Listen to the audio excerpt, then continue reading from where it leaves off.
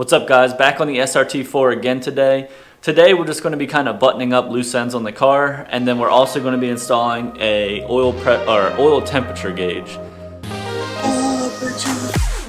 My name is Zach Ellis and welcome to my journey. I don't know where I'm going or how I'm going to get there, but I'm going to be tearing shit up every step of the way. Along with a few friends, of course. Honestly, I don't know what I'm doing. I'll be building, modifying, repairing, fabricating, and racing every chance I get. But if you enjoy this content, don't forget to smash the subscribe button and of course, enjoy the video. As you may know in the last video, so about a week ago, I installed an external oil cooler on this car. I buttoned it all up, I started the car, I let it idle for 10 minutes or so, and it didn't leak at all. So I shut it down, packed up all my stuff, I went home. Now I come back this morning about a week later, and there's about a 6 or 8 inch puddle underneath the car. It's very light, so I'm gonna try and see if I can figure out what that leak is being caused by. I inspected it real quick, I didn't notice anything that was like a dead giveaway. So I'm gonna start the car up, let it get up to temperature this time and see if I can make that leak worse so it's gonna be easier to find. So I'm gonna start off by starting up the car, letting it get up to temperature, and then seeing if I can find any of the leaks.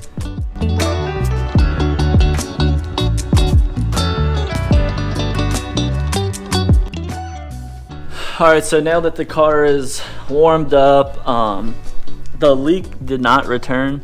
I'm not really sure what it's caused by. It looks to me like it was the big oil filter kit. The bolts just need to be torqued down a little bit.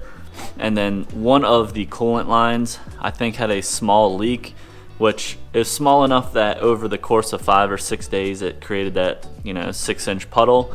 But it wasn't like a splashy puddle, it was just a light coating on the concrete. So I'm gonna go ahead and throw another hose clamp on that. But for now, while the car cools down because everything's too hot to touch, we're gonna work on the temperature gauge. So down here below the car, you can see the yellow line there. I installed that yellow line when I did the oil cooler install, only because the fitting, the temperature sensor fitting that goes to the sandwich plate is on the top side, and it's kind of a pain in the ass to get to. So I went ahead and I hooked it up real quick last week just so I don't have to fight with sticking my hand through the hot ass hole. I'm gonna start by routing this yellow wire up through the engine bay and through the firewall grommet to get it into where the A-pillar is. Once I get that there, I'm gonna work on taking the A-pillar off and running all the wires where I need them to be. Hopefully I can piggyback off of the oil pressure gauge. Since it's the same kind of gauge that I have now, I'll just clip into those power wires for the light and stuff, and we'll go from there. Let's see if I can set my lead up here. I'm using this piece of welding wire. It's just aluminum 63 thousandths of welding wire filler rod for TIG welding. I basically route that down through there where I want my wire to come up, and then down on the bottom side it sticks down there. I basically take the end, I wrap it around the wire, and then I'll put a piece of tape around this just so it doesn't fall off, and then I pull the wire back up through the engine bay. I've found using that welding wire is the easiest method to do it. I've tried it with like long needle nose pliers and stuff. It does work, but this is just way easier. Basically you throw that welding wire in, wrap it around, and you pull it right back through. I'll do the firewall grommet the same way. I'll shove the welding wire through the firewall from the cabin out to the engine bay, wrap the wire around it, and then pull it back into the cabin. So I'm gonna go ahead, let me see if I can pull it up through here on camera.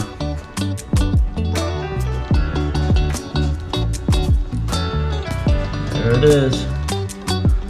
Simple as that. This was a really easy one, but you get the idea. Alright, so now that I've got the wire to the sensor fed up through the engine bay, I've fed the filler wire through the grommet in the firewall, which I don't know if you can see it back there or not. It's through it back there. I'm just going to hook the wire to the filler rod and then pull it into the cabin. Cool.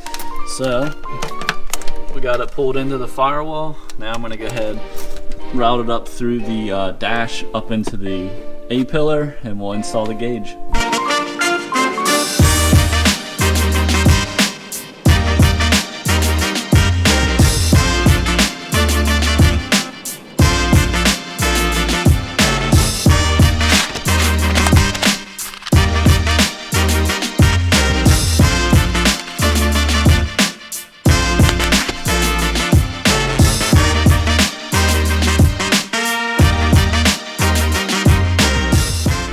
Alright, so now we're going to work on actually setting up the gauge itself. So the light goes in here, which I've got set up here. I just got to push connect connectors at the end so I can be able to remove the gauge easily enough. On the back side here, there's this prong here, which is the signal prong. So that's the yellow wire that I just fed through the firewall.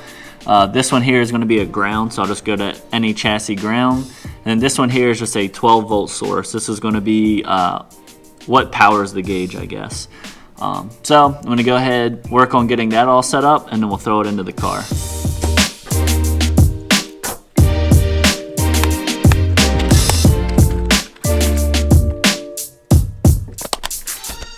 So our ground is finished, and then I'm going to work on the power wire. I don't have any red wire, so we're just going to be using white. Really doesn't matter what color you use. The next owner might be fucked if they try to fuck with this gauge, but a simple multimeter will give you all the answers to what each wire is for.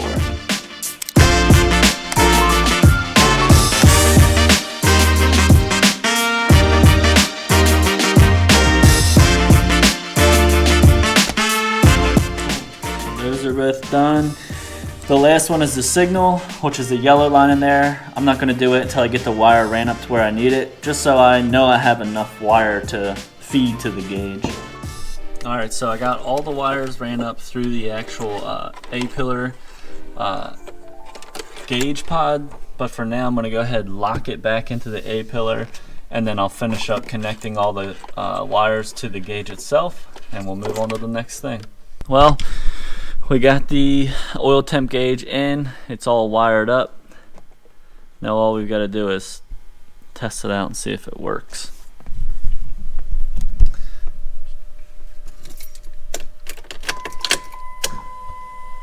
Cool. The light's on, the gauge moves a little, so we'll go ahead and start her.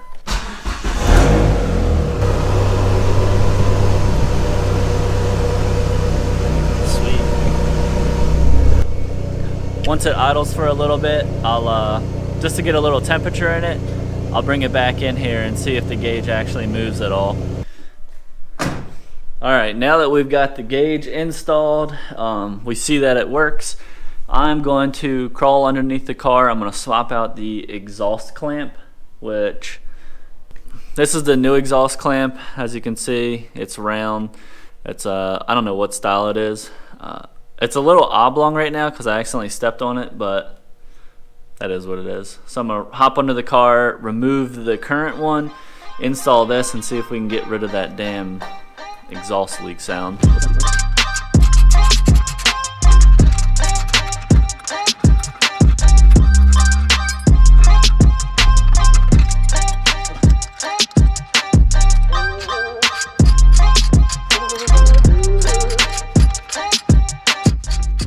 Alright, cool. So we got the exhaust clamp on, the oil temperature gauge installed. So we're going to start it, let her get warm, make sure that the gauge works and the needle moves properly, and we'll go from there, I guess.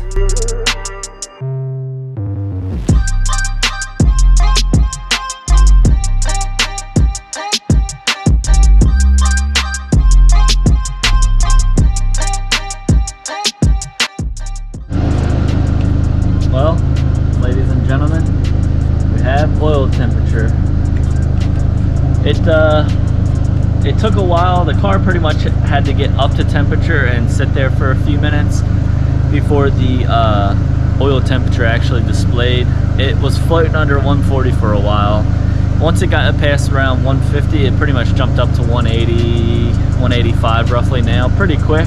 I'm interested to see how much of a difference the oil cooler makes.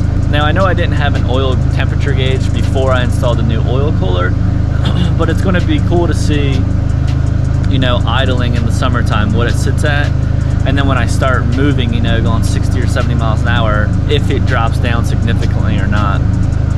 That's kind of going to be the cool thing that I think I'm going to see out of it. If it drops, you know, 10, 15, 20 degrees, I think that's going to be perfect. That's really all I'll need, I would imagine, at least. Or even if, you know, driving around town, stop and go, it sits at 190, 195. It'll be cool to see if, when I'm racing, if I can maintain that 195 range. So we'll see. But now that I know everything works, I'm gonna go ahead, kill the car, and I'm gonna clean up my mess a little bit. I may actually install a splash shield right now. I've had it, you know, for as long as I've had the car almost, and I've never actually put it on. It's a little mangled, but I figured even if it looks kind of rough, it's still gonna serve its purpose. So I might go ahead and install that now. All right, so I got it bolted in, 2 bolts here with lock washers. The last thing I have left to do is, it has a hole here, because I bought this used, obviously. I'm gonna lift it up and bolt it to the splash guard, but I don't know how high I have to lift it, so I might wait and do that after the bumper is kind of mocked up. And I've got plenty of screws that'll fit in there, but I think this is gonna give me peace of mind. I never actually splashed the filter, and I drove in some pretty crappy weather.